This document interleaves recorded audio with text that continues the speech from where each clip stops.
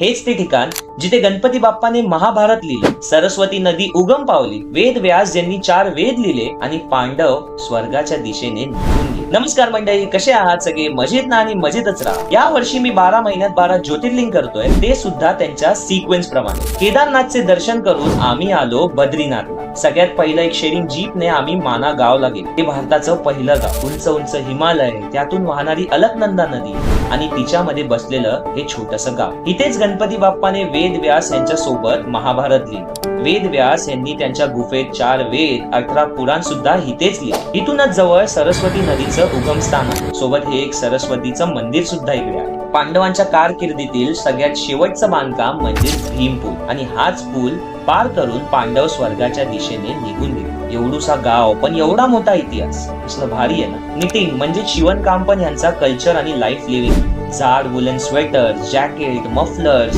तुम्हाला सगळं काही हँडमेड भेटेल. तिथून आम्ही गेलो रूम वरती, फ्रेश झालो आणि संध्याकाळी गेलो बद्रीनाथ यांचे दर्शन करायला. बद्रीनाथ तर खरंच केदारनाथ पेक्षाही थंड होतं आणि कसलं कमाल होतं.